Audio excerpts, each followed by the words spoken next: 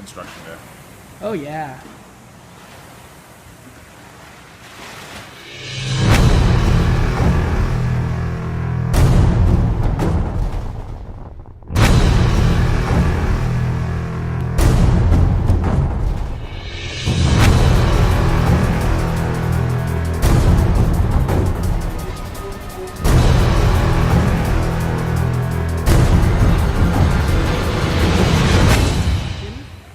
Okay, we're going to talk about deadlifting today and why it's important to keep a straight back. A lot of people will make the comment that the first time we teach you how to keep your chest up and keep your back tight during a deadlift, that it feels much harder. First, I'll talk about the why. We want to make sure that the intervertebral relationships between your vertebrae stay the same throughout the lift. We don't want any kind of this kind of flexing movement. As you can see, it'll put a lot of pressure on the discs in between your spine. It also becomes a very inefficient way to lift, and this is why. So if you imagine if I was using this as a lever, so we got a little nice piece of sprinkler pipe, and I got a good old piece of PVC. So the difference between these two is that this pipe, whatever force I put in over here, a lot of that force is going to make it to the other end of this if I'm using this as a lever to pry something up. So if I stick it underneath something to lift something up, a lot of that force is getting up. This piece of PVC, however, which isn't nearly as rigid, it is going to feel much easier for me to lift this end over here, but you can notice it results in much less work being done at that end. All right, I don't really have anything set up here to show you, but if I had a prop underneath a heavy plate, trying to lift it up, this is much easier than the PVC pipe, because this doesn't transfer force effectively.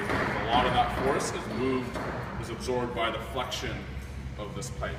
So we want, when we're lifting, to use the most rigid way of transferring force from our hamstrings through our spine, which is what we want to be nice and rigid, down our hands to the bar. So it is going to feel harder, but that's because your work is being done more efficiently. Now I'm going to take that from a rehab perspective. People say, oh well, I deadlift with my back under all the time, doesn't hurt, I never get hurt, all that kind of stuff. And that might be true, and you can deadlift 100 times with a rounded back. It's that 101st time that's going to leave you not being able to get out of bed the next day. If you think about all the joints in your body, you have two different types of stability. You have your static stabilizers and your dynamic stabilizers. So what they are, your static stabilizers, you want to think about the ligaments, the menisci, those type of rigid structures that aren't going to change. Then you have your dynamic stabilizers, which are your muscles. So you want to think about your erectors, some of the little tiny muscles in your spine, your rotator cuff muscles, and they need to take over when you're in bad positions that leave the static stabilizers in bad positions. So I'm going to take a look at the spine here. If you think about the discs in between your vertebrae, they're in proper alignment when they're in neutral, which is the position you want to be in your deadlift.